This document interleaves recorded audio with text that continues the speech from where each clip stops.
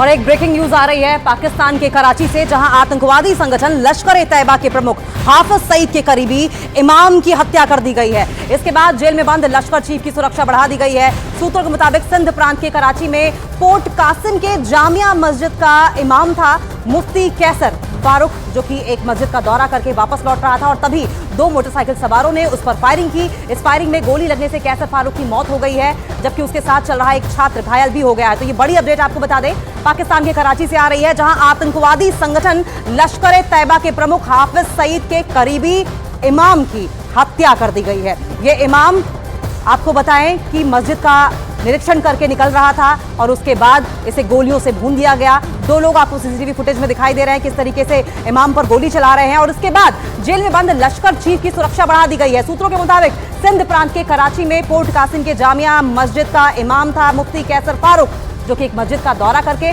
वापस लौट रहा था और तभी दो मोटरसाइकिल सवारों ने उस पर फायरिंग कर दी और इस फायरिंग में गोली लगने से कैसर फारूक की मौत भी हो गई है, जबकि उसके साथ चल रहा एक छात्र घायल हो गया है।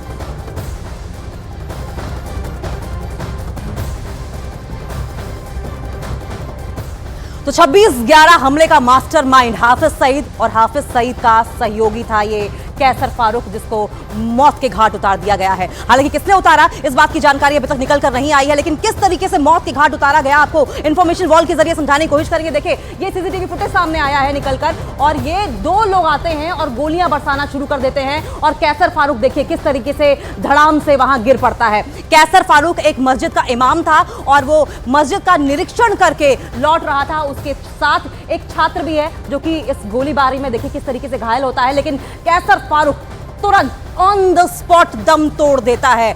ये घटना हालांकि पाकिस्तान के कराची से है, जिसके बाद कराची में हड़कंप मचा हुआ है और हाफिज सईद क्योंकि खूंखार आतंकी है वो जेल में बंद है और उसके बाद से जेल की जो सुरक्षा है उससे बढ़ा दिया गया है। कैसर फारूक की अगर बात करें तो 26/11 आतंकी हमला जो कि अंजाम दिया गया था हाफिज सईद की ओर से, उसमें बताया जा रहा है कि सहयोगी ये रहा है और जिस तरीके से इस आतंकवादी घटना को इस आतंकी को मार गिराया गया है, जाहिर तौर पर किसका हाथ है ये बड़ा सवाल है और इसी सवाल का जवाब लेने के लिए हम सीधा रुख कर लेंगे। हमारे सहयोगी ओपी तिवारी हमारे साथ जुड़ गए हैं। ओपी, सवाल तो यही उठ रहा है कि हाफिज सईद का शागिर्द है ये, किसने मारा होगा इसे?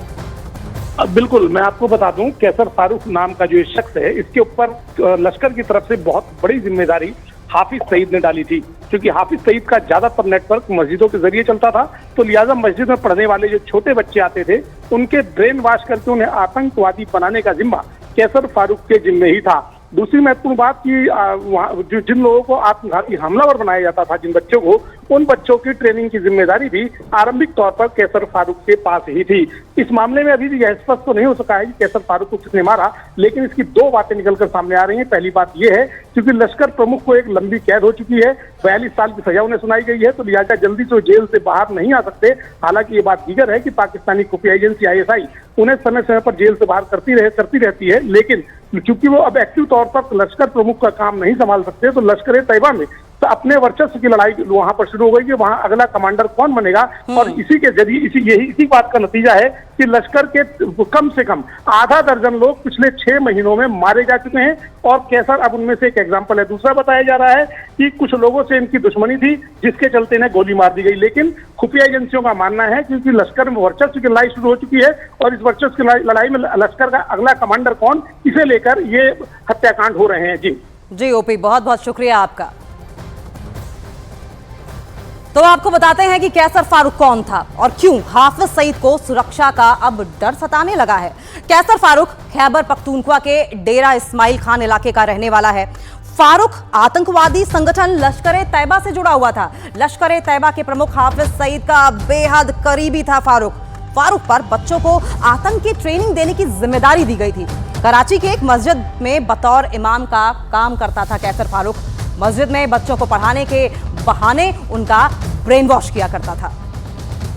तो देखिए ये तस्वीरें लगातार हम आपको दिखा रहे हैं कैसर फारूक को किस तरीके से गोलियों से भून दिया गया। हालांकि शुरुआती जानकारी यही निकलकर सामने आ रही है कि लश्कर-ए-तैयबा को लीड कौन करेगा, अगला कमांडर कौन होगा, इसी को लेकर वर्चस्व की लड़ाई छिड़ी हुई थी और इसी वर्चस्व की लड़ाई में कैसर फारूक को अपनी जान गंवानी पड़ी। लेकिन इनपुट्स ये भी आ रहे हैं कि आपसी दुश्मनी भी हो सकती है, जिसके मद्देनजर कैसर फारूक को मौत के घाट उतार दिया गया। न सिर्फ कैसर फारूक बल्कि उसके साथ साथ कैसर फारूक का एक स्टूडेंट भी था जिसको मार गिराया गया। ये दो तस्वीरें आपकी टीवी स्क्रीन पर देखिए। हाफिज सईद का करीबी कैसर फारूक मौत की नींद सो चुका है और वहीं जेल में हाफिज सईद की सुरक्षा बढ़ा दी गई है, क्योंकि हाफिज सईद वो आतंकी है जो न सिर्फ भारत में वांटेड था बल्कि पाकिस्तान में भी वांटेड था और एक गंभीर सजा में, वो गंभीर आरोप में सजा भुगत रहा है जेल में। और ऐसे में उसे अब अपने ऊपर हमले का डर सताने लगा है और इसीलिए सुरक्षा कड़ी की गई है जेल की।